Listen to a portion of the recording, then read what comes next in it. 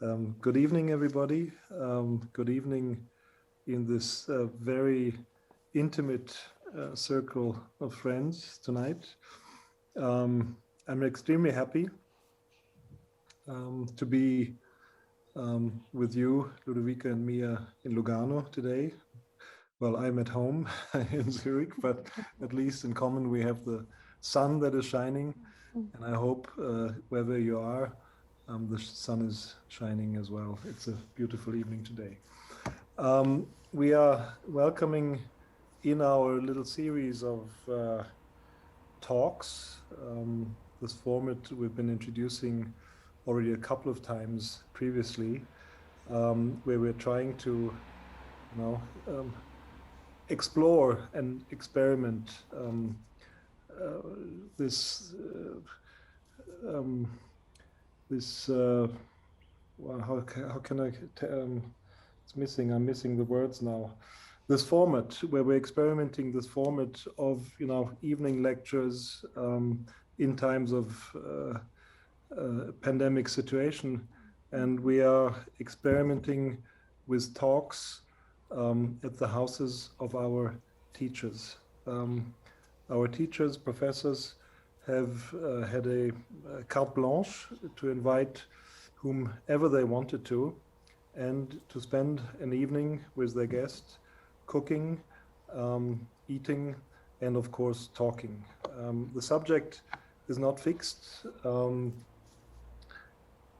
It might be architecture, because Ludovica Molo, second time tonight, and Lando Rossmaier had invited architects. Well, actually, this is not true. Lando had invited an artist, a fashion designer and art historian. But Ludovica has invited now for the second time a wonderful architect, Mia Hägg, who is from Sweden and who lives in Ticino. They will be talking about maybe architecture, certainly about life, and about the flow of things. And I think this is exactly how the evening should be going on. It's flowing. It should be fun. I want to have fun. Ludovica, Mia, I hope you two have fun. And at the same time, it is entertainment. And it's also maybe a new way of testing, what is entertainment in this more kind of closed academic circle. What is the method of communication, of talking, of exploring ideas that is maybe a bit different than a lecture in the classic sense. So enough from my side. I'm again very, very happy, Mia, that you could join us, that you could join Ludovica tonight. But Ludovica is the host. She has cooked a pesce di lago, maybe. And I leave the rest to you, especially also to introduce Mia tonight. Maybe just one word to you, Ludovica. You are a professor in our school. You're teaching together with Felix Wettstein in our master program. You're responsible for the focus structure for the studio, for the structure studio, for the last, I think, almost 6 years, 5 to 6 years. And it's always an amazing and great pleasure to see you and Felix and to have this connection to Ticino. I think for us as a school in Lucerne, in the center of Switzerland, it is extremely important to reach out into the different regions of Switzerland and not only concentrate, in our context and then normally in the context of Zurich. So therefore, I'm even more thankful that you're with us and that you're hosting the evening. For those who don't know, Ludovica is, of course, an architect. She has an office together with Felix Wettstein called Studio We. And she is the amazing president of the Federation of Swiss Architects, BSA, FIS in French and Italian. So I welcome you all, and the stage is yours, Ludovica and Mia, and I will disappear from the screen right now. Thank you very much. Thank you very much, Johannes. We will see you at the end. We will see you, I would say we will see you short after 8 for the first questions, I guess, and then we will be very happy also if someone wants to ask something. So the first thing I wanted to say is I'm very grateful to you, Johannes, and also to Heike. You had this amazing idea of making us open our house and also invite someone that we somehow want to deepen the conversation with. So thank you for this opportunity. It was a pleasure with Yara and with her changing helps. This time this time is Miriam. It's really an incredible opportunity for us, for an architect, to make a sort of scenography out of our house. So we have to move furniture to create new spots. And I have to say that this is really part of the pleasure. And then, of course, it was really crucial to decide which guest to invite, and it's always a guest you desire to know better. And in the case of Mia, I won't say too much about her life because I'm hoping that she will tell us more about her life, but I can say that I've crossed Mia different times in different occasions, but we were never one-to-one. And actually also today we're not one-to-one, exactly, because we have a lot of people around us, so it's not really a tete-a-tete. Maybe for the next time I will propose we'll be a tete-a-tete where we're really alone and we can discuss about many things. For me, Mia is really, I really wanted to invite a woman I admire.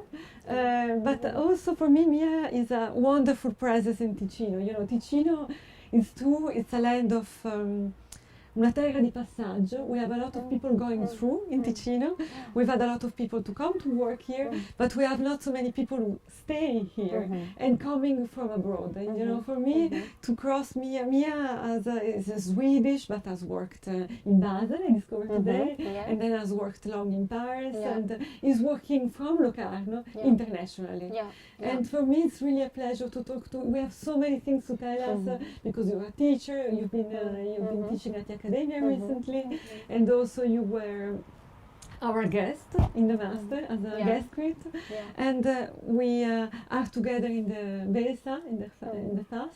So we have a lot of things to tell to each other. And what I really appreciate is your wonderful magic eye. You have an incredible eye on architecture. You are a real enthusiast, and I think we need that. We need a lot of hope. I'm recently coming back from the Biennale in Venice, and what really struck me in the interview to the curator that I listened to is that it ended up with the word hope. And I think we really need to watch the world, but also the architecture with a lot of hope. So this is why when I see you, I always see someone who's really plenty of joy, and that you look at life with a lot of enthusiasm. And I can say the same about you, Ludovica. That's the main reason why I'm really happy to have you in my house. And you can tell from the color, I was going to wear black, and then suddenly I thought of you and I said, no black. The default color for architecture. Exactly. So Mia, tell us something about your life. You're coming from Sweden, and what was your path? Tell me a little bit about... Well, I think I think it's interesting what you said about Ticino being a terra di passaggio, and maybe, well, we're passing through life in a way, and I very much like being an outsider. I like to be a foreigner. I think there is, of course, I'm a privileged foreigner, but I think you have a great liberty because you're not expected to be as everybody else. You can always have an excuse to do things differently or to think differently or to act differently.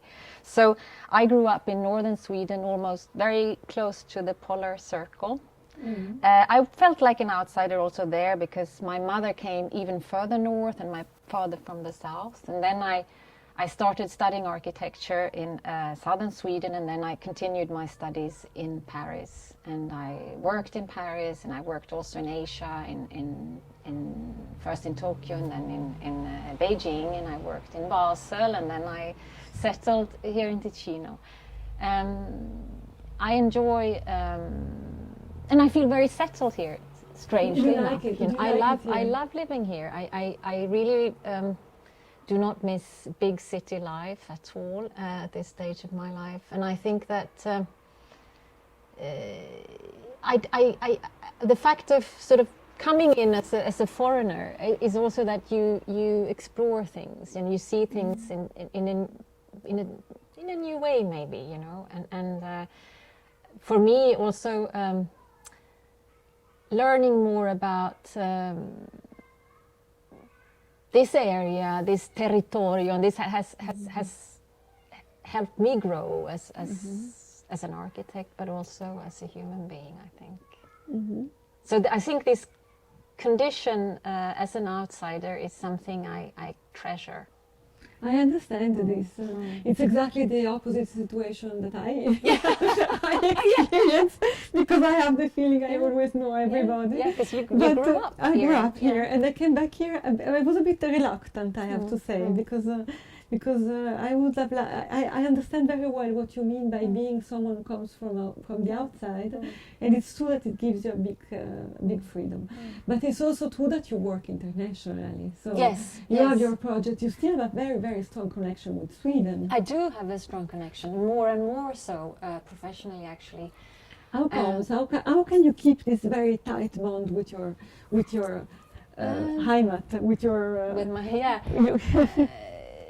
well, you know, I suppose thanks to the fact that I've been living in many different places and worked in different contexts, I have a broad network, and I enjoy now working on smaller projects. On public space you work as well, right? Yes, I've been focusing a lot on public space and public housing. It's been questions that I've been interested in. So I've just, it's just that I have a few people in Sweden that I really enjoy working with, and I've had the opportunity to have had interesting projects. And but you work on your own. Do you work, because you have an office on your own? Yeah. Habiter Autrement? Yeah. And, which is also a wonderful name for an office, I thought. But when you work in Sweden, do you collaborate with other architects, or is it? Sometimes I like to work in a very, and from that reason, it would be interesting to hear about your experiences, Ludovica. But to me, this pandemic situation didn't change so much in the way I was working, because I work a lot with networks.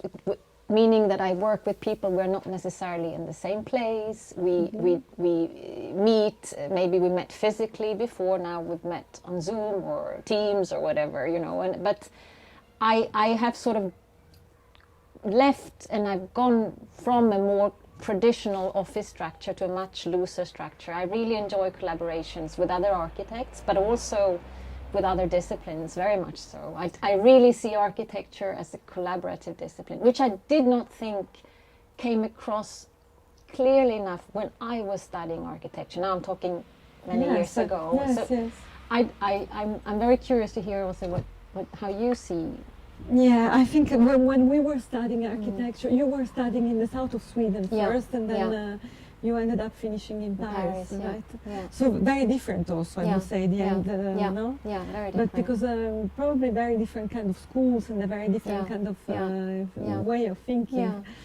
It's true, we were brought up in a school, but I studied at ETH, and it was a school that was traditionally imagined for people who wanted to do their offices in a very, you know, we were designers, you know, we were designers of, and we were prepared to have our own offices. And today I think, you know, that it's much more diverse what you could possibly do with architecture studies, you know, and also the kind of structure of offices that you can create. Absolutely. And yes, I know many people, young people finishing their studies who much more work in loose networks, who maybe sit in different cities, and I think that has been enhanced during the last year, that you do have these sort of collaboration. I find that very interesting. Yeah, and it's a thing that we are really we are in a very free conversation, no? But there is one thing that when we were talking about the discussion we would have tonight, there is obviously one thing that we went across, and maybe we'll just discuss it immediately. So we were talking about what it is to be a woman in this profession, because if you look at Switzerland, we have a very few offices. We have a lot of students in the school, they're women. Also, even in Lucerne, where when I started teaching in Lucerne in the master, we had really very, very few women in the master, and now we have a lot of women students. Also in all the schools, I would say, in Switzerland. And then still today, when we look at the offices, we see that there are few women. Even in the baseline, the FAS, we see that we are increasing the number of women, but we still have it's still more difficult for women to get to have their own offices. What I mean, you come from Sweden, which is traditionally a country with where there is a better paritarian sort of equalitarian society. What would you say about that? Yeah, it's a difficult question. It's an interesting question. It's true that Sweden, in some ways, I would say, is a much more modern society, you know, and in the same way I felt when I was studying architecture that there was a kind of as a female student, you were supposed to do smaller projects and maybe work on kitchen organizations or small public spaces or nurseries, or, you know, that sort of softer projects. But even in Sweden, really? That's how maybe I interpreted it the wrong way, but I remember thinking that, and I remember strangely enough that it was because I like to do very big projects and bold projects, and it was a liberation for me to come to Paris, where I in a strange way didn't feel that there was this distinction, and I don't know if it was just my personal experience or that I felt more sort of. Also, as coming, I mean, I spoke French really poorly. Probably, there are lots of things you don't get when you start studying abroad if you don't speak the language well, which can be also a good thing, because you don't notice all these subtleties about what you're supposed to do and not to do. So, and then when I started to work at Jean Nouvel, there were all these fantastic, strong and female project managers, Françoise Reynaud, Frédéric Monjanel, Hala Vardet, and that was really inspiring for me, because they managed big projects, they had lots of responsibility under lots of pressure, and it was very important for me in my sort of starting to have some also female architects to identify with. I would have never imagined, I'm really amazed about what you say, because I would have never imagined that France will be more egalitarian in a sense that Sweden, you know, I'm really surprised. I mean, maybe it's not, I do think that Sweden has had a very different a break in their architectural tradition also, in the sense that you have not had in Switzerland, because Swedish architects in the 60s, 70s lost a lot of responsibility and became a consultant among other consultants. And I think there was, at least when I studied, I felt that there was a kind of a crisis in the profession, identity crisis, and maybe that also affected how I perceived my studies. Architects in Sweden at the time carried a lot of guilt about everything that had gone wrong, everything that had been demolished, everything that had been built too quickly, these sort of generic social housing, or not social, public housing complexes. So there was a kind of,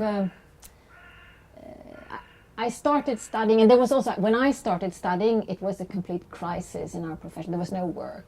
I was sort of, throughout my studies, I was worried that I would never find work, you know.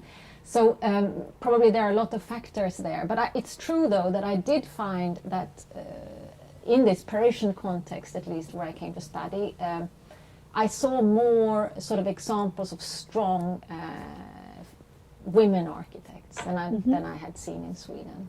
Yeah, not the same in Switzerland. The ETH where I was studying was not a school. It was a school already with a lot of students, women students, but it was not a school where it was really possible to imagine your own. It was not. It was really still a school that was very. That was not egalitarian in the sense, you know, of the way of being, you know. In the perception, I would say, even if there were a lot of women students. And it's interesting what you say about studying architecture during a period of crisis, because in fact, I have to say I experienced that in the end of my studies, you know, and not at the beginning. It was not really an idea that it was very clear to us. But when I finished my studies, it's true. And then I moved to the United States, and there was very little work for architects. And you continued to study there? Or no, I was just finished and I started working there, but there was not a lot of work for architects. It's true, and this idea of going through a phase of crisis, that was quite interesting, and it was quite. It's quite a peculiar situation that there was not so much work for architects, and in America that was very strong as well, you know, that there was not a lot of work for architects in the sense we meant the profession. Then of course there was still a lot of work for corporate architecture, but not so much for architects. Les auteurs. Exactement, and we were very much bound to this idea of les auteurs. But at the time when I was thinking of starting a practice in architecture, there were very few examples of independent women in the profession. Women very often had a practice, but with their husbands, with male colleagues. It was not so much. There were not so many examples like yours, where you really work on your own as an architect, as an independent woman architect. It's quite interesting. We're quite interesting to understand why, and if we actually work in the same way or not. If we actually imagine maybe another possible way of working. Now maybe I have to get the fish. The famous fish. Exactly. I'll let you say, maybe you want to say a few words about the kind of structures of work, and in 1 second you will find the fish on your plate. About structures of work. The structure, the way we could possibly organize our work. If it's possible for the women to work in the same kind of way, or if we could imagine a more egalitarian way of working. Yeah, well, it's, I don't know, I'm very also wary of sharing these distinctions and dividing us in groups, you know, that Swedish architects, female architects, where do you draw the line? I think that first and foremost we're all architects, and then it's true that the tradition, maybe we're basing also our current office structures on a very sort of male tradition. Probably that's the fact, and that also construction is still very much dominated by men. But I don't necessarily see that we as women would have a fundamentally different way of working or different way of perceiving things. I think that the individual differences are still much greater than any kind of group identity that we can find. I mean, having said that, it is very important to have role models. And I, as I said, when I started working in Paris, that's one of the things I really appreciated, these very strong role models that I looked up to. And I think also now in universities, in many countries, over 50% of the students in architecture are women. So obviously there needs to be a balance also when it comes to teachers, that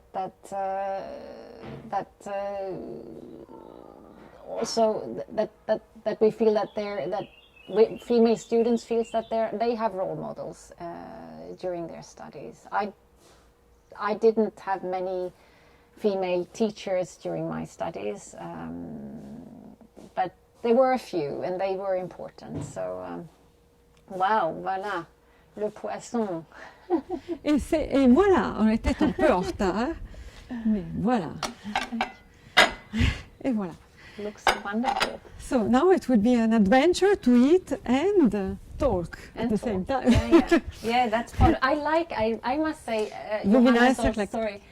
Like this, it would be nicer. Nicer, yeah. He also mentioned it in this format, which I think is great. To me, I really enjoy always lunch with FT. I've always done, because the format, you have lunch together and you have... And to eat together is really part of our culture. Yeah, and this is sort of a kind of a live lunch with dinner with Ludovica. So it's a little lunch, and you can add, there is a salt and pepper. Salt is salt coming from the Maggia with a bit of spices from the Maggia Valley, and the pepper is a pepper with lemon coming from Greece, because I always go to Greece in the summer. You do. And then you have a little bit of oil and with lemon that you can add on that. You can add that. This is a pepper with a bit of lemon. I pass some? Just you go ahead and. No, you know, I am very curious about a discourse that is a part, since you were talking about the way we imagine the world while we were studying, I am very curious about this idea. You know, we were brought up in a world where the authorship was very important. And I was wondering if you think, for example, because now there are groups of people, of women, you know, all the party talks at ETH, at the NFL, maybe even at the Accademia. But I am very curious, because one level is the discourse about the parity between women and men. But then there is another discourse which seems to me even more interesting, and it's the idea that you could work in a cooperative of people, in a group of people, you know, where the authorship is not so important anymore. What do you think about that? Because I'm really wondering, when we are working with our students, if they want to invent other ways of working that maybe leave you more free of having small babies, having babies that are sick. Maybe. You know, this kind of since your kid was sick in the weekend, you know, maybe there are other ways of working. And that's a question. I would be curious to what do you think about the authorship, for example? If we were less responsible in a personal way for our projects, do you think it would be better, or actually you think it's not possible for architects? It's such an interesting question, Ludovica. I think that, well, I mean, an architectural project always belongs to many people. I actually had this discussion with a client recently, because, but somehow there needs to be somebody, whether that is a person or whether that is an entity, a group, who has the fil rouge, who carries the, like a conductor, you know. I can see that is a, for instance, I think is a problem in my home country, that there are too many projects where there is not, the architects have a weaker role, so and they have very limited, if any, responsibility during the construction period, and that becomes a problem, because then who is in charge?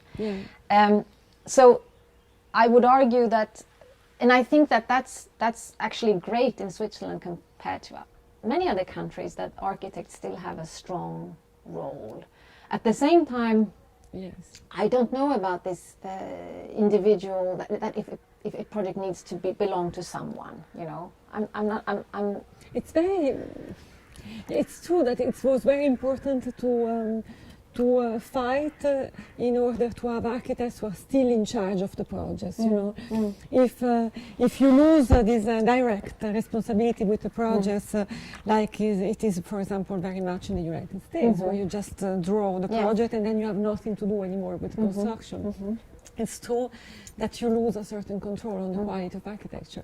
But on the other hand, if you are the only one who is in charge, it's more difficult to to be able to deal with other issues of life. No, it's very different. No, There is this very difficult balance between architecture and life. You don't think? Because architecture will be such a total experience. You know, it's something where you have to dive fully. And no, absolutely, I agree. I must, and I at the same time, I think that the degree of responsibilities that many architects have here in Switzerland is something that architects in other countries really strive for, that is lost. And the problem is, who is then in charge? Is it the general contractor? And then everything that is about details, about everything that makes a difference in a project is lost, is easily lost. yes, that's right. That's right. Having said that, when I created my company, Habiter Autrement, I deliberately did not want to use my name. Which is really great. That's Yeah. Also what we had when we Yes, started yes, this with yes, yes, to say yes. it could be somewhere else. It could be someone else as well. That's That it's a group, that it's Yes, a collaboration. yes. It's very nice, Ludovica. No, it's very simple, and It's very it was a bit late because it actually needed a little bit more cooking. But you know, and But you know, I'm curious now. I would like to ask you a question, as in your capacity as a teacher, because I feel that, at least when I studied, I had this very naive idea of the architect as a lonely sort of creator of author of projects, and I very much that I didn't like that, because I don't believe, or at least I do not believe, working in isolation. And I believe that you need to discuss things, you need to look at it, you need to have a dialogue about things, and I thought that, at least to me, it wasn't communicated well. And it was such a wonderful surprise when I started working, and all of a sudden you had all these people around you. You know. How do you think that your students look at this today? Do they feel that they are on their own, or which is very much the classic project situation in a school of architecture, that you do your own project alone and you present it? But you know, we come from a year now of pandemic times, where students are closed into their house and they are working alone on their own projects. You know? Exactly. So it's not. I would say that we come from a very different experience this year. Yeah. It's not really the situation where, you know, you can really share things. But what I'm really impressed in the students, maybe it's a wrong interpretation of my own students actually. But what I noticed that is quite different is that there is not this kind of admiration without boundaries for the author, you know, for the star. There is a bit less of a star system, you know. There is an interest on themes, on issues, on themes in architecture, and less in the authors, you know. We were in that sense really more naive. Because we were following certain characters, and we were a bit more in that logic. And what I'm really impressed is that there is now really an interest for certain issues, certain themes. And in this way, maybe freer way of approaching the themes. What are these themes? Are they very For distinct? example, I would say that there is very much an interest for the logement, for the living with a wider horizon on what is living today. Yes. We were still very interested, which is also important, because as architects we must be in between things. We still must have the simple love for architecture, which can go, you know, from the simple beauty of architecture. You know, when I was studying, it was almost forbidden to say the word beauty, which I think it's important. The beauty of architecture, you know, it's still very important. The sort of the idea that it's a discipline you have to fall in love with, and you have to love passionately, you know. And on one end, but on the other hand, the idea that you have to be more political and more engaged with contemporary issues. And today we face incredibly difficult contemporary issues. Yes. And we have to believe, we still have to believe that with architecture we can bring some kind of contribution to those issues. You, for example, are very engaged also in your architecture in the entire issue of sustainability. Yes. This is something that is really crucial today. Yes. No? And I remember inviting you in a competition, but unfortunately... One of these many lost competitions. No, but I was really interested in seeing the way you work. I was not sitting in the jury, I have to say. But I remember inviting you, and yes. I was really impressed how crucial is for you the issue of sustainability. Yes, we worked with a climate engineer and did a very, because I think that should really also be part of the beginning of a project. That's also what I said, to work with different disciplines, and that it's not that you make your design and then somebody comes and adds all these things on, but it's really very much part of the project discussion, the making of the project. But I think I would just like to catch on to something you said, that your students are interested in housing and living, and I think that's also something that when I after 10 years working for other architects, it was a question I was really interested in, and not villas and not sort of privileged housing, but collective housing, and because I felt at the time, and I was then working in France, that there was no program that was so limiting and so that social housing or public housing, because it was like the entrance hall need to be X square meters, the kitchen Y square meters, and that there was so little marge de manœuvre, so the possibilities to do something and to think different, because also that hence Habiter Autrement, to sort of live or to dwell differently. That was an important because it part of our approach, and I think that it's incredible how the industry or the developers, how narrow the possibilities are to do something genuinely different. And where is, in your opinion, where is this limit that one can, the boundary that one can push? What is in all these years of experience, what did you discover about that boundary? Yeah, I mean, I think that my approach is very much about the space, and very much about, because ultimately, especially with these kinds of programs, it's a question of cost, it's a question of efficiency, it's a question of cost, it's a question of buildability, and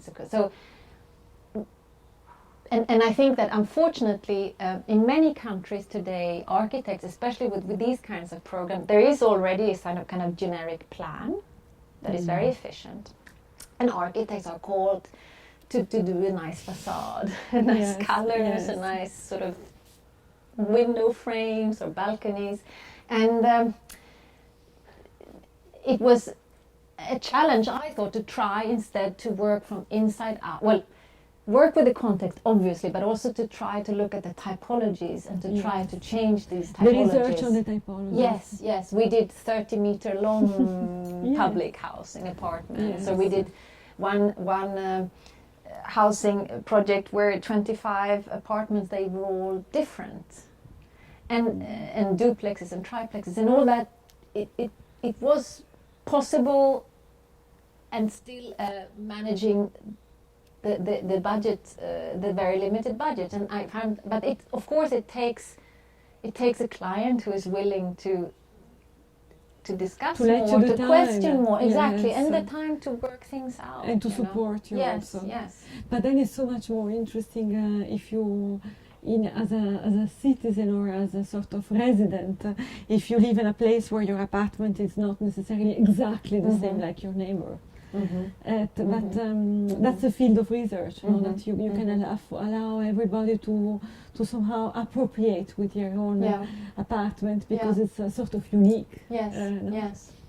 No. What do you think about we once visited with the students many years ago, I would say a few years ago, we were doing a project about refugees, you know, and we did a study trip to Neapel, where we went to Napoli, where we went to Scampia, you know, all these areas that are really, really difficult areas. And we met an architect there who was working with the residents to make that, in order for you to feel that your building belongs to you, and so you don't destroy it. Basically, that was the brief. So you don't destroy it and leave it really. You somehow can participate in the construction. What do you think about participation, and what is your experience with that? I think that's great. I think that's to have a dialogue before, sort of in the making of the project, is fantastic. I've been to sort of less successful self-designed public housing projects, also one in Sweden I remember many years ago, where it did become sort of that everybody had to be different because to be different, and not necessarily. That's the risk as well. Yeah. But I think, of course, it's somebody's place to live. It's somebody's chez soi. It's, of course, a dialogue is a fantastic thing, you know. But the idea that because one could push it to the point where the resident, which was the case in this case in Italy, but it was a really very particular condition with most of people carrying bracelets because they were actually, instead of being in jail, they were free, but they had bracelets. You know, it was a very specific, very tough situation. But what do you think about self-construction, that one could, which is in a way also the project by Elemental, you know, that there is a certain part that you get which is constructed already, and then you can finish your construction yourself. No, I think it's difficult to imagine in our countries where we are so much more rich. But yes. What do you think about that? No, I think that's, as an idea, it's great, and I think that not everybody can do it or wants to do it. But I think that's wonderful if it's you know, to be part in making your own living space. And then I suppose we also come into touch interesting questions that I remember I was confronted with when I started studying architecture, namely, what is good architecture? Because that's the what we learn to think is beautiful, when you ask somebody else, they say it's the worst thing. I mean, I've been working in Sweden now on the former School of Architecture, which is a beautiful, well, I said it, but it's a brutalist landmark. It's a protected building now. It's but it's been elected the ugliest building in Stockholm for years because people. The School of Architecture. Yeah, but so that question that you touched upon earlier, beauty, but also, I mean, when you design for other people, I think it cannot become a question of taste. That's why I try to emphasize so much in projects I work on spaces, you know, the generosity, like you have here, Ludovica, the generosity of space, you know, that light, that the sort of universal qualities that creates possibilities. Architecture should create possibilities and not limit possibilities for those who use the architecture. So it should be flexible, it should be transformable, or not necessarily. I mean, not because that's another. Yeah, that's another. That's another. Another. But I think that it should not be limiting, you know. And also, I think that there are many. You know, the relation to the exterior, the daylight, the flow and connection of spaces, and there are lots of things that we architects can and must work with, and that we. But it's very fascinating, for example, when you look at a competition, or also when you look at the project of students, that are finding absolutely very different solutions for one brief. Yes. And that you see that architecture is not mathematics, and that you can have a range of possible different solutions that are all as good.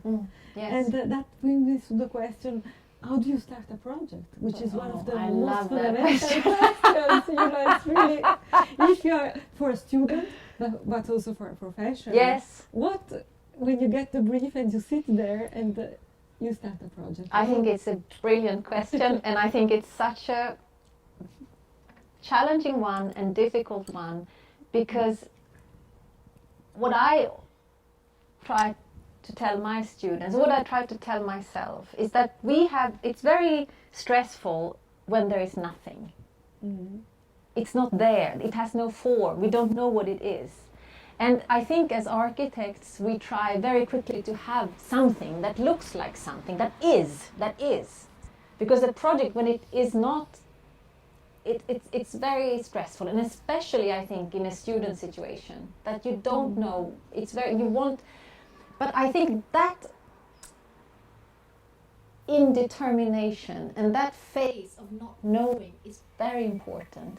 And you suffer. It's very much a but moment when you have it in your stomach. Yes, you can't let it go, and it's like, and you dream it. And you dream it, and you don't know, is it this, or is it that, or is it this, but it is such an important, and I suffered so much from that as a student. Me, I was really constantly dreaming. I was, as a student, I was constantly dreaming that I would swim into my plants. Yeah, I was crying on my plants. It was tough. I mean, it was really tough. Yes, but I think that is important, to let that be, and let it take the time it takes, and let it, because what I see a lot also, I'm in the committee of Europan in Sweden as well, and I see that in many competitions, I see that also in many reviews I do in different schools, that I'm sometimes a bit worried that we have very professional sort of rendering techniques, that it becomes something before there is an idea, that it looks like something, and it can look it's very well drawn, or very convincing, collage or render, but it's very hard to get the idea. And I remember my father, who is a doctor, he always helped me with my homework, especially in science, and he always, whatever it was and however panicked I was, he took one sheet of paper and a pencil, and he started to sort of, either by a drawing or a diagram or something, to understand what the question is, what the brief is, what the problem is. Somehow in these juries I would love to see a very simply and clear conveyed idea, because I'm very worried that we as a profession start to spend more time rendering things than thinking about what it should be. This brings me to the next to the question. You were the brilliant conceiver of I would say you were. It was all. You were the first one to talk about it. The brilliant conceiver of this competition for young students, actually, or young architects. That was tomorrow, organized by the FAS based at Ticino, and you were the one who first came up with this idea. But we were a group, no, and then you were also the jury. We were all together, but because you were could you tell us a few words about that? Because I think it's what was really the first time I have to confess you that when you first brought it up, I was a bit skeptical, and actually I think now I'm really convinced, also through the experience of tomorrow, that we architects, we have to go back to visions, because we are really able in a world that is really going into critical times and into critical moments. We are really there also to bring visions, and that's the contribution we can give, is not only to make beautiful places, but really to bring visions of where we could possibly go in the future. I mean, you're going to exhibit. We're still waiting for the exhibition of and then there will be next editions. Next editions. Also, the students who are listening to us today, they could really participate in the future. But what was the thing that moved you with that? Well, I think that also what was our discussion within FAS was the importance. Well, there was this dramatic thing, of course, that all our public space were emptied from one day to the next, and this was this very new situation. But with or without this very new situation, I think what was important was to ask a very open question, and not to in any way request an answer to that question, but to ask for a position, a statement, or another question. This question, what is tomorrow, could lead to another question or many questions. And I think, and also what was important, not to limit the format. What was it? Yeah, well, it was limited to one document, whether it was, or you know, it could be video, it could be drawing, it could be texts, and we saw these young architects and students of architecture express themselves in various ways, in more direct, concrete ways, or in more sort of metaphorical ways. Or so I think that it was very interesting. I do think also that also to bring back some, you know, connect back to sort of streams and in architecture previously, where we do not need to limit ourselves to think about just briefs and programs, but we can think about, or we should think about, the society as a whole, and where we are going, and why we're going where we are going, and if it's the right direction or not. And that was kind of the idea, I think, with this competition. But in this sense, if you really think about it, it's such a complex, you know, by studying architecture, you can reach, it's so complex what you could possibly do, because on one hand, you are there to read and interpret the society, then on the other hand, you are considered a technical person who's really able to build a house. You know, there are so many different layers to that. Yes, it's quite amazing. Yes, yes, it is. I think that's what's the beauty of our profession, also. Yes. That it's. And but you are just fresh from the experience of teaching in the first year. So that's really a big question. How could you possibly start studying architecture, you know? Because at the end we know where we go, you know, we have to learn to make a project which is on one end very detailed, which is on one end very rooted, which really responds to a place. We are also, I'm very convinced we must I'm very convinced, and I always say to my students, that the future will be very much designing our own brief, because there will be more and more also this kind of narrative of designing your own brief, inventing your brief. But this is also something we can do in the end of our studies, you know, when we get into the profession. But to imagine how could you could possibly take someone who comes from high school, from, you know, with kind of high school education, and you bring them, you can help them do the first steps in architecture. It must be very difficult, actually, you know. It's really a challenge. I enjoyed it tremendously, I must say, and it was for me. It's time for it's a candlelight. It's at the moment. It's a candlelight dinner with Mia. So you know. I discovered the importance, and I didn't. I've been teaching in master level before, and where, you know, that it's already all the students are working in AutoCAD or whatever software, and it's, you know, students know how to make sections, plans, and represent their projects, and it's more complex. I discovered, also thanks to how the first year was then organized, Architettura and Territorio in year one in Mendrisio, the importance of manual work, the importance, the very strong connection between thought and our hand and the pen. And I really think, I do believe now, that the first year it's very important to work by hand. Not because it's a way of, I think you realize scale better than if you start to work in this abstract sort of space of AutoCAD or whatever software you work with. I also think that there is a very strong relation between our thoughts and our hand and what we draw. And I think that there is a slowness that is important. And again, what I said earlier, I'm very scared of these render mechanisms where you copy and paste stuff and make collages before there is an idea.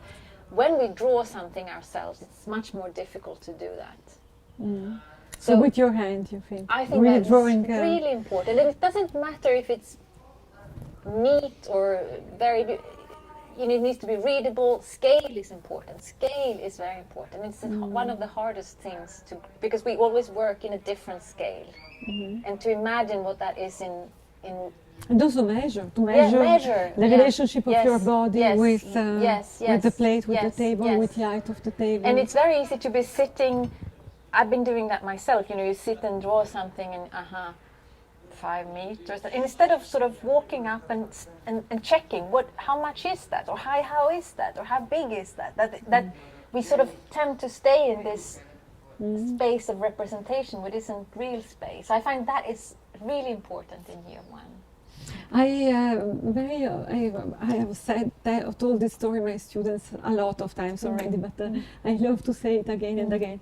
I remember once inviting the Graftons, Yvonne and Celli, to Ticino for a lecture, and then together we went to visit the school in Morbio by Maribotta. And what really struck me is that they took out a little meter that they were having in their purse and started measuring things, you know. And this idea that you actually understand architecture also by taking the measures of your body, you know, and I find it really interesting. Really interesting, yeah. And I think it's really, because architecture in the end is very physical. This is why you can't judge. Also in architecture prizes or awards and so on, you can't judge architecture without having seen it. No. Because it's really something you have to sense. You know, there is a level which is really interesting, which is theoretical projects, and also, you know, projects that were unbuilt, for example, unrealized projects that were really very influential. For example, the lost competitions that in reality were very influential on all of us, you know. Yes. But on the other hand, and that's a lot of research as well, you know? But on the other hand, then the built architecture speaks very much through this kind of the relationship that your body can establish. The very direct physical, absolutely. And that's really fascinating about architecture, because it has also this dimension which is very sensuous in the end. You know, it's very material. Yes. No, and I absolutely. And for me that was, I had this sort of click, or this very strong, almost physical experience about architecture. Because I didn't, you know, I had no training or no cultured eye when it came to architecture. Your relatives, your family? I mean, I had some great uncles who were architects, but I was certainly not in any way. The same for me. Yeah.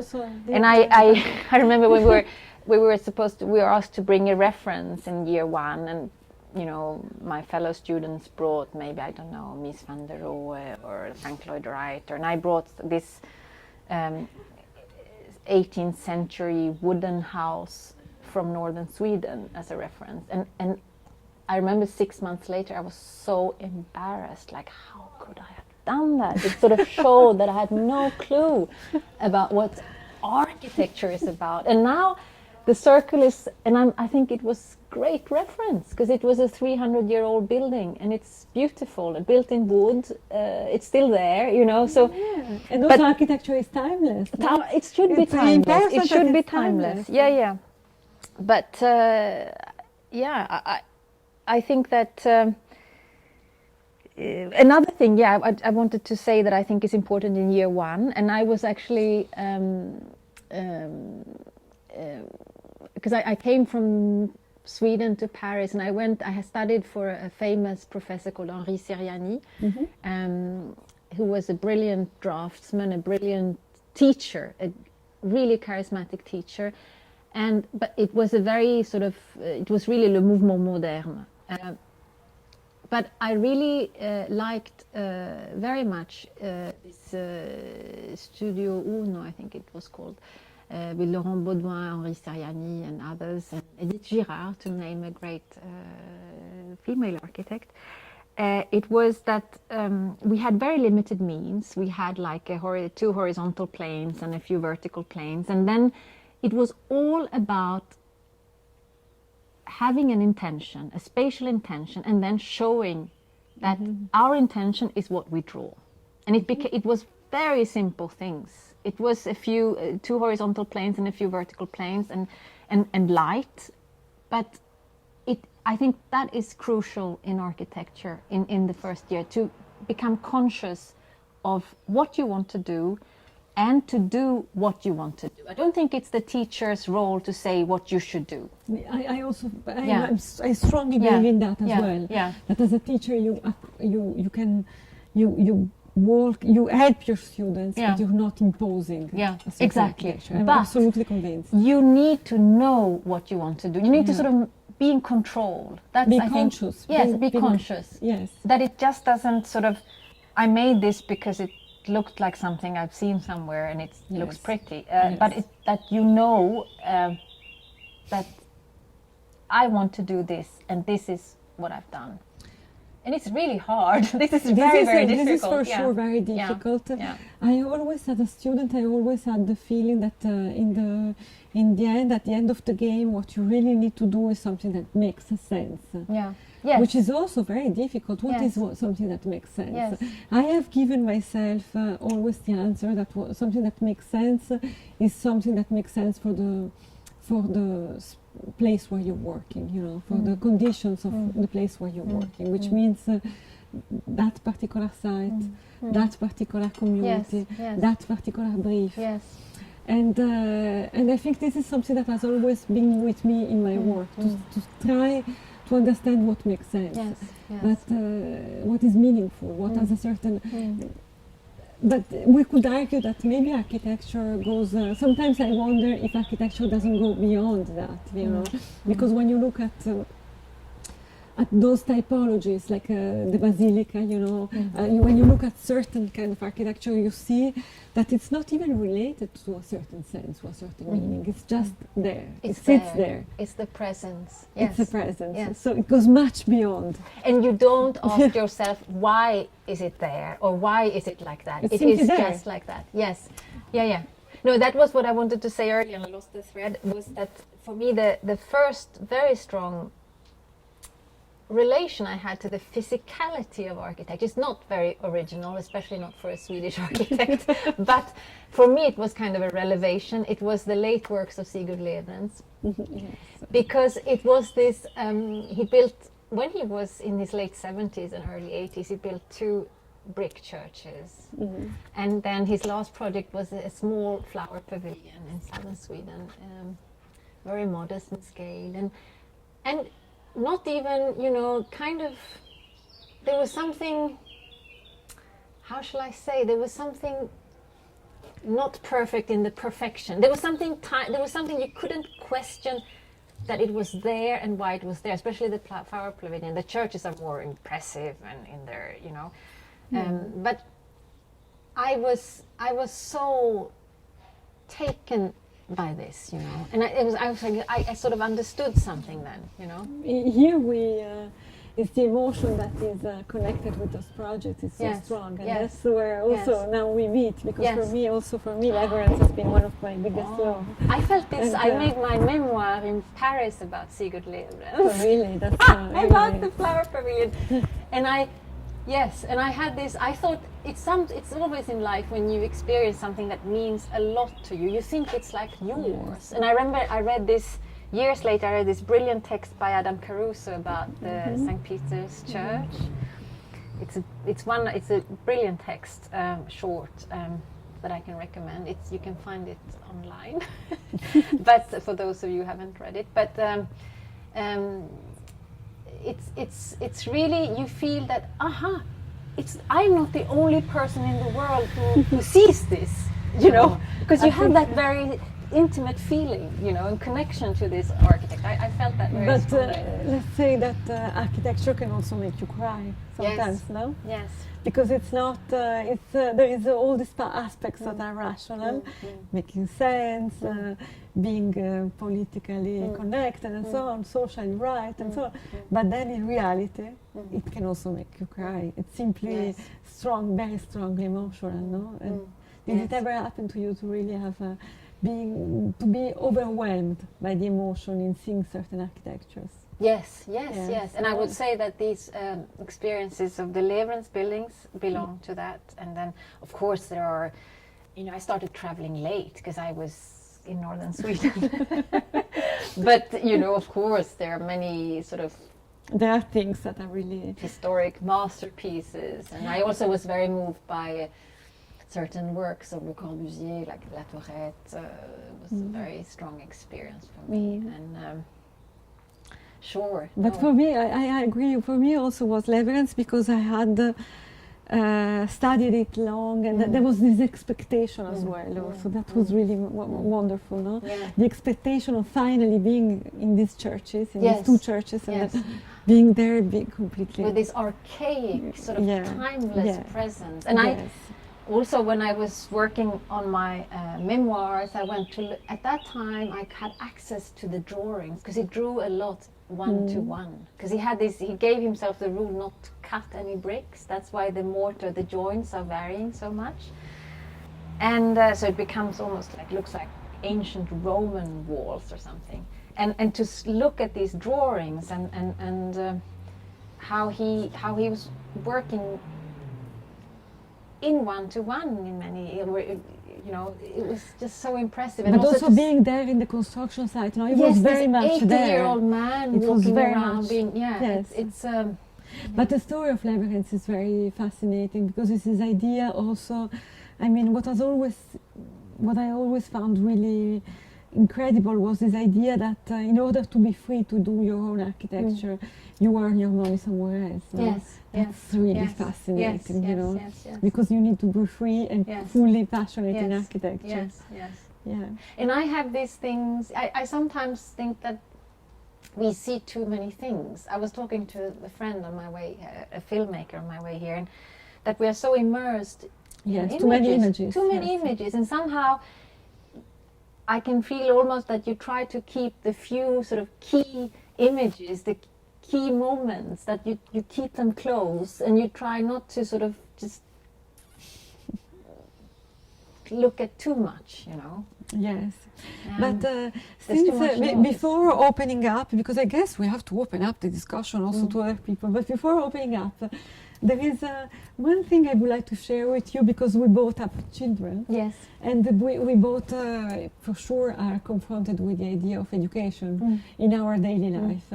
And I have, for example, 3 children. They are 5 years apart. And I notice a huge difference between the youngest and the oldest in terms of digital connection. You know, my oldest daughter, who is now 21, for sure she used the phone and so on, but she was still someone who was very much was reading. She had there was another dimension. I remember her as a little child. She was drawing a lot, you know. And then I'm wondering if kids don't really progressively lose this kind of approach with manual, as you were saying before, you know, this kind of very physical way of drawing things, making things, playing with things you make instead of sitting in front of a tablet, you know. And I'm wondering if this won't have, because the students we are working with now, we are teaching to, are still a bit the age, you know, the typology of my daughter, of my oldest daughter. But then, when we will get to the students that are the age of your kids, for example, will there still be, you know, if you think of us in the school, we were building stuff all the time. I know, yes. How is it today? Well, I think that it's still there, you know. For me, it's been an interesting time travel, that the fact that my children go in the public school here, is that they learn this beautiful corsivo that my parents, I never, in Sweden it was not you didn't do that anymore. Oh, like really? when I started school in I also 1977. learned. Yeah. So they have this wonderful sort of, which I have never had. So I think that there is still a lot of emphasis on manual things, you know, which I think is great. Because could you imagine if we lose that? No, you know? No. It would also, the teaching of architecture would be so different. If we lose this kind of physicality. You know? At the same time, I mean, kids today, they build in Minecraft like in 2 minutes with textures and everything, that they have an access to this also 3D complexity that we certainly didn't have. So you look at that, the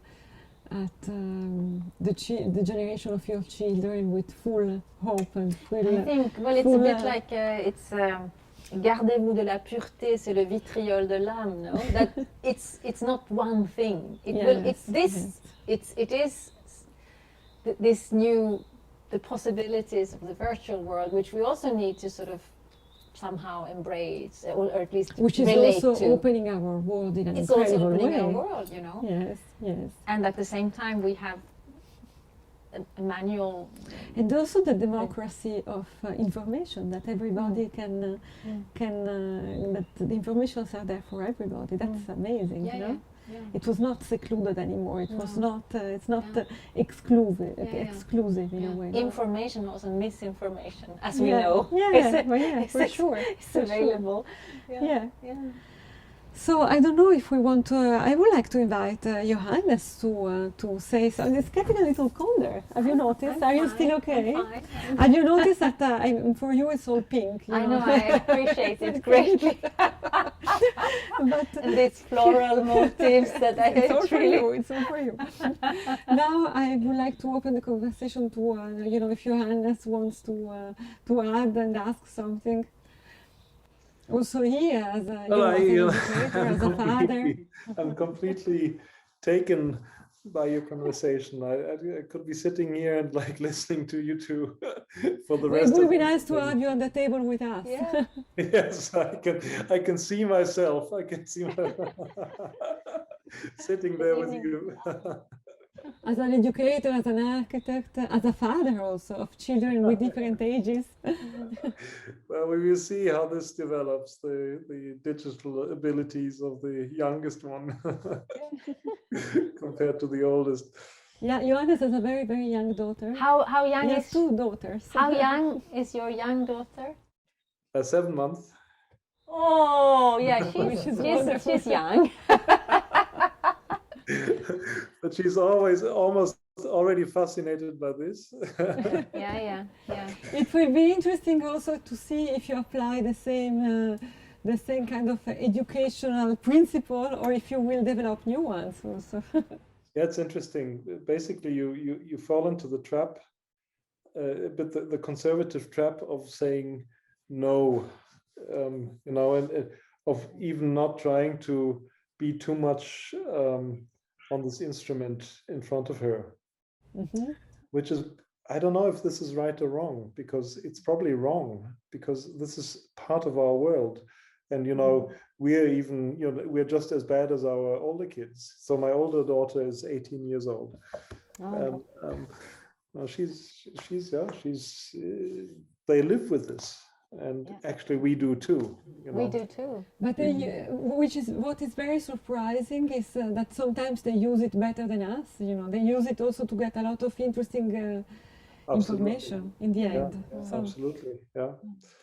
So we will see how this develops. It's a whole adventure. But yes, just a quick word to our audience. You're most welcome to join in. Please use the chat. I will read the chat, or your questions or your remarks, and I would ask you too, Mia and Ludovica, then to react to it. I was really intrigued by your talk. By the flow of it and this really natural flow. You didn't drink too much. I drank a lot. She didn't. I was drinking constantly, but she was not drinking. I'm trying to control myself. But it's this moment you started talking about. I'm getting older. I'm also more and more interested about is why do you become an architect, and what point in your life makes you decide to do this. And you, Mia, said your dad is a doctor, and you had a uncle or something, relative who was an architect. But what was that moment? And the same question also for you, Ludovica. What was that moment when you decided, I want to study architecture? I know now I'm not going to become, a doctor or study law or economics. I do want to become an architect. I'll let you start. No, I was, yesterday, for example, I was looking for books to read with my daughter, with my youngest daughter, and I found some drawings I have here in my house of the time when I was when I was drawing houses, hospitals, buildings, and that was when I was maybe, I don't know, primary school, but it was never thinking of becoming an architect, but just for the interest for the life of people. I think that I was doing that when I was drawing, this kind of sections, or I was drawing in plans, but I was also drawing in the section. I was very interested in the idea of telling, of thinking of the places where people live. I was actually very interested in people, and at the end of the game, this is what stayed with me. At some point, I would say I was more interested in literature or in art, and so, and then. It all seemed to me too abstract to really approach the central issue for me, that was the life of people, and the way how you can somehow study. That was a process. This took some time to then at some point know, okay, I want to go study, I'm going to do architecture. One day I met someone who said, a student someone who was a bit older than me, and I remember we met and in a cinema, and I was with my parents, and they asked her, so what are you studying? And she said architecture, and I said architecture, but obviously architecture it's clear, it brings all together. Architecture is the thing that would be like a sort of the perfect circle for my interests. Okay, Mia, what about you? Yeah, to me it's always been that I have had no really good reasons to choose this profession. I had very vague ideas what it was about, which I think many of us have when we choose a profession, because how can you know it?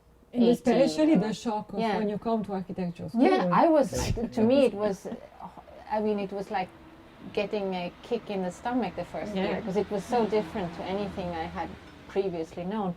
But and I think I would enjoy studying architecture much more today than I did back then.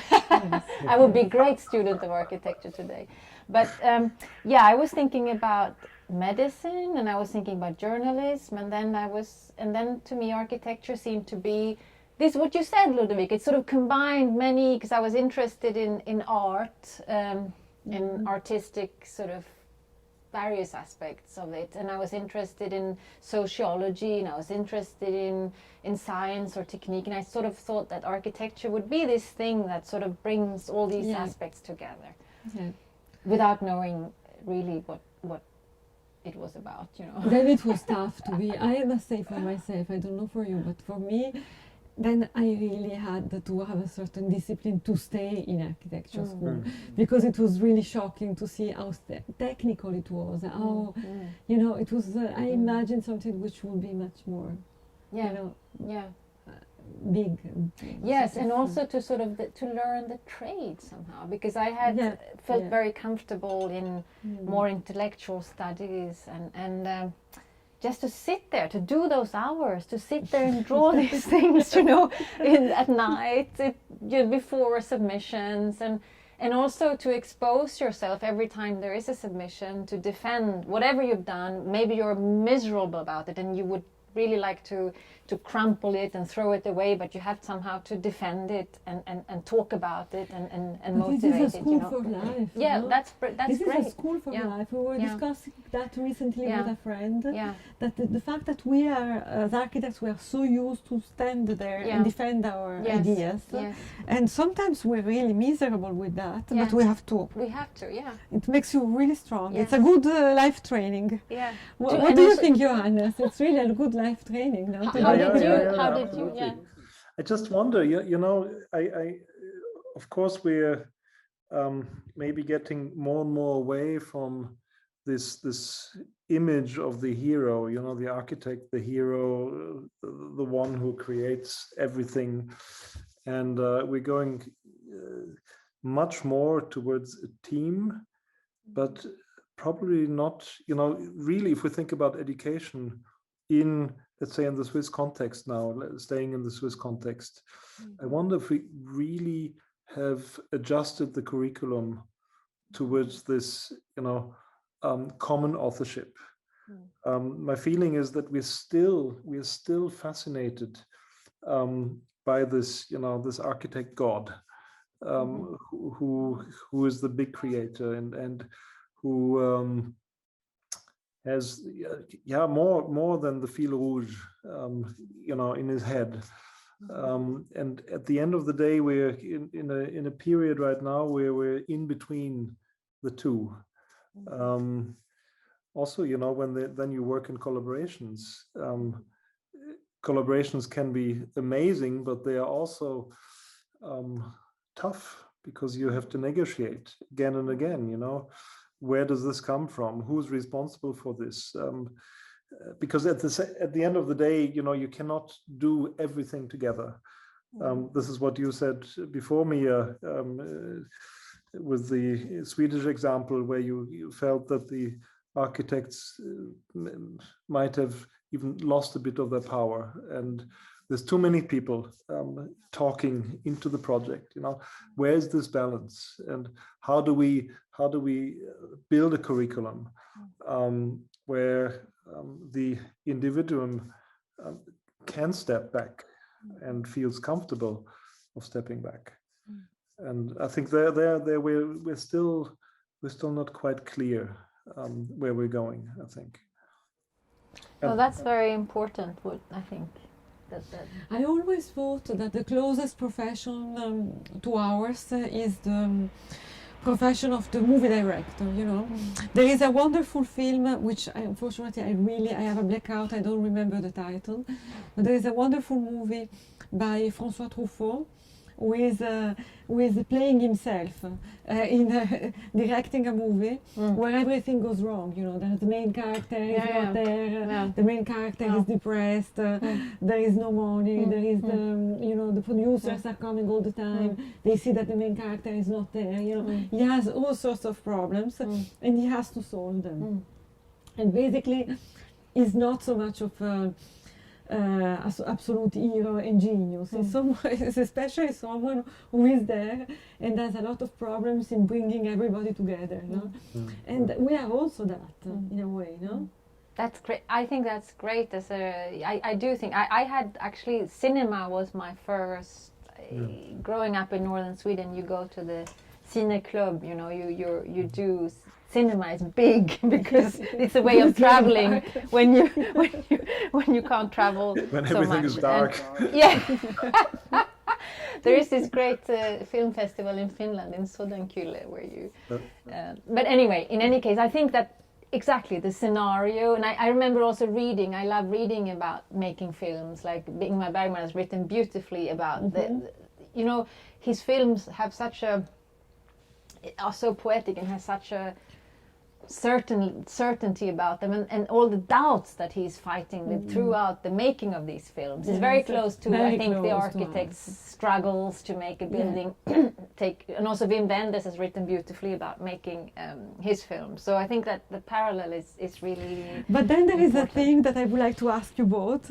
We know that film people when they dive into a film, they only live for that. There is no possible, we know each of us, we know people who work in the film industry, and when they make a movie, there is no other thing than the movie, because it lasts only for a period of time. You dive fully into that, you live all together, you produce the movie all together, and then that's it, and then you have to go back to normal life.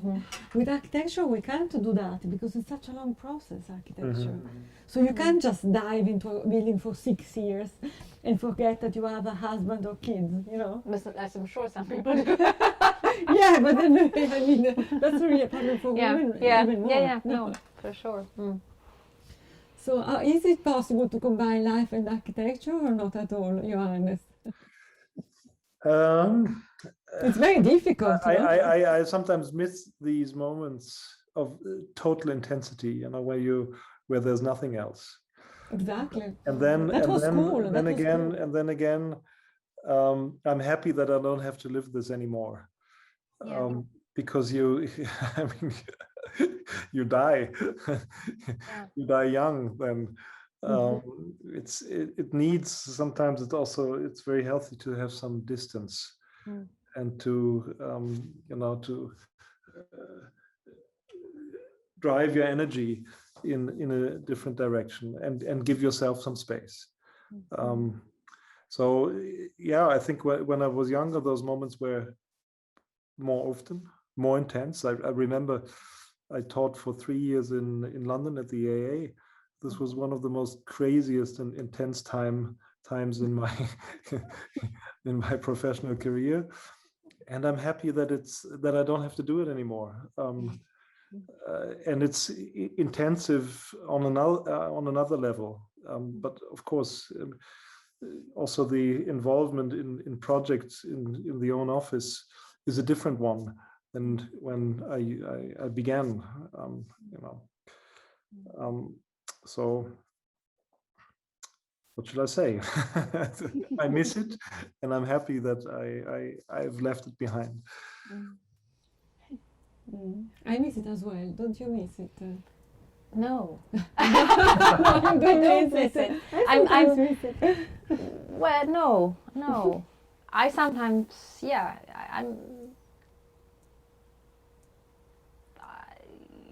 it was some great experiences, some not so great, but I don't miss it. I don't miss it. No. No, I find for instance, of course, time with the family, but also time outside in nature. For me, nature is some of is becoming or became an extremely intense experience. Each time hiking or just being outside, but often combined with also maybe an intensive physical activity, so that kind of works together, and being exposed within nature. In your screen, we see a guitar, so there are also other entertainments. Oh, that's a complete amateur. I love the shape of it. The guitar is just a wonderful shape. Wonderful object, you mean? Yes, I pick some chords, but I can't really play.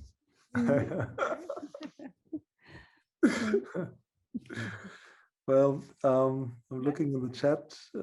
There's no comments. Nobody dares. It was so personal, and so we were so much into that personally that nobody even dares asking questions. So I think we'll leave it here. It's been a wonderful evening with you two. I would love to be there in person and continue the evening and drink another bottle. But I think you will certainly do this. Right now, I would also like to thank the team which is behind the scenes, which has been producing this so perfectly in such wonderful images. Again, Yara Maleve, who's been doing this for a few times now, and who is really supporting our institute as a professional filmmaker. This is amazing to have somebody like you, Yara, in our team, and also exploring in the field of film. You were assisted by Miriam Daube. Also to you, Miriam, many thanks. And there was João Moreira in the background, also looking for questions in the chat. He's not with you today in Ticino, I think, but João is also supporting this. Thank you very much to you all. And then to Heike, who's been organizing this, Heike Bichteler, and putting this in place. Also, I think it was really good for us to go forward and experiment in this format. And it's something we will be continuing to work on it and try to explore and see. You know, of course, it's always great to have people coming to see us in school, see, you know, you, Mia, talking in person, afterwards going to dinner and so on. But I think it's really an interesting way of getting to know somebody, not only our guests, but also our teachers. This is also a kind of a way of exposing yourself. No? So to you as well, Ludovica, again, many thanks for doing this twice. I wish you a great evening. Mia Hägg, thank you again. Thank you. Being our guest, and Ludovica being the host, such a wonderful host. Thank you very much. Thank you.